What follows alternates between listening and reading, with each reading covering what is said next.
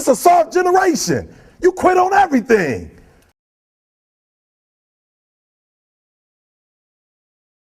There really are only two macro level motivators that we have in life, and that's pleasure and pain. And so what I want people to understand is, okay, so if nature only gave you two things to motivate you, pleasure and pain, why would you eliminate half of them?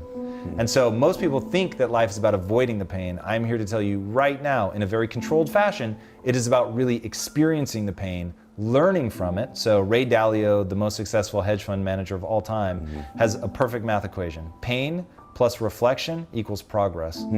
If you don't feel the pain, you never reflect on it. So my thing is, I spend 80% of my time focused on the beautiful things in my life, the things I'm grateful for, the beautiful things that I want to bring into existence, all of it. 20% of the time though, I'm in the darkness, man. I'm in that Tim Grover, relentless, I'm going to make this happen if I have to break myself, and I'm not afraid to lean into that because I know how powerful it is. Now, if you really want to put numbers how powerful this is, they did a study and they wanted to find out what happens, how can we get people to endure more pain? And the punchline is hilarious. So they would take people and they would submerge their arm in a bucket of ice and they would just hold it there as long as you can. Now at first it's just cold, but after a while it really starts to hurt. And so people would end up yanking their arms out. They found that people could hold their arm in the bucket 35% longer if you let them display anger. So put it in, they get to that point where they're about to pull it out and you tell them, yell, cuss, do whatever you need to, and they'd be able to do it. The expression of intensity, even what I'm doing right now, I can feel myself ready, right? I'm ready to strike, my muscles are tense, I've got a different posture, I bring my chin down, there's intensity in my eyes. Like, dude, I'm now feeling that because I'm embodying it, right? So it makes me really feel that. And so I actually started to tell the story earlier. I hate the gym.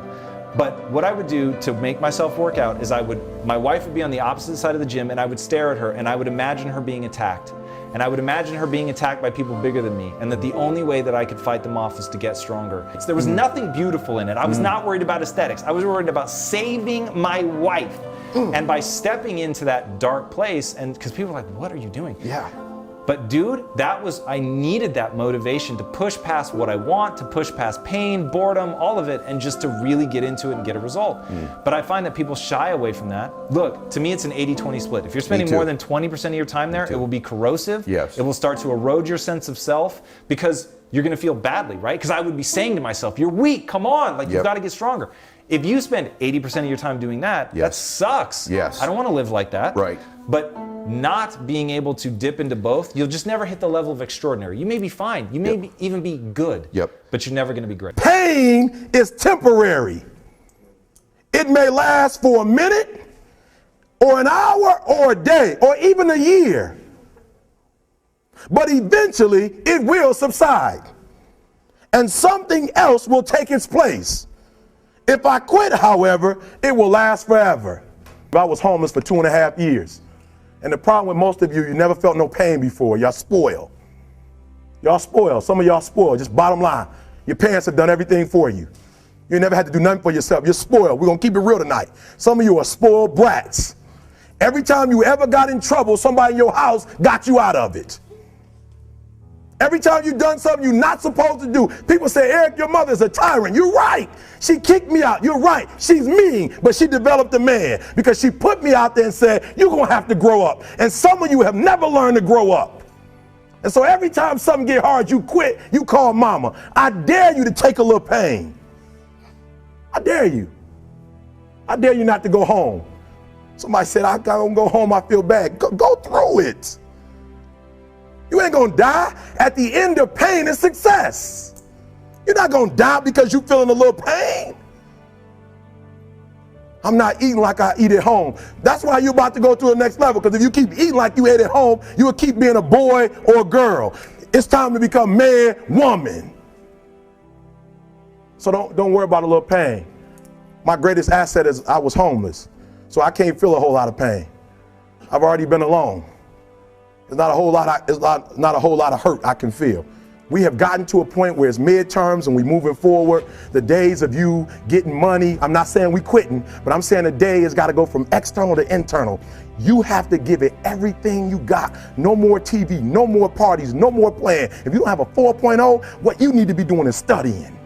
Get off the phone. I I'm sorry, I'm not available until the end of this year. You reached the right number, but you called me at the wrong time. Call me back January 1st.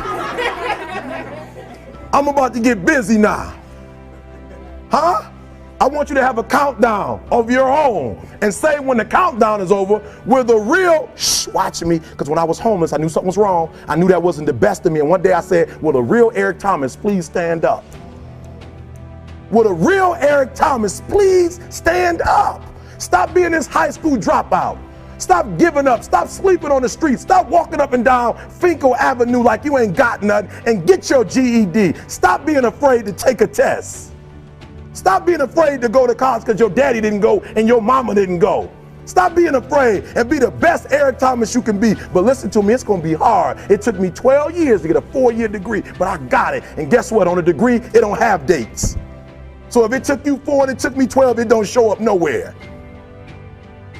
But I'm exactly where I wanted to be because I realized I got to commit my very being to this thing. I gotta breathe it, I gotta eat it, I gotta sleep it. And until you get there, you'll never be successful in life. But once you get there, I guarantee you, the world is yours. You have to dip into that dark place. What happens is if you spend all your time in the pleasure place, thinking about it and only experiencing it, you become dull to it. It's the contrasts in life that give you all the juice, that give you all the passion. So letting yourself go feel pain and discomfort in the dark place makes the light place, the pleasure place, so much more ecstasy, power, passion when you go back to that state because of the contrast. If you're constantly sitting in just warm water all the time, it just sort of eventually wrinkles you up. You gotta have contrast in your life. And so it's not just a place where it's a catalyst for change, it's a catalyst for happiness, ironically, is going to the dark place.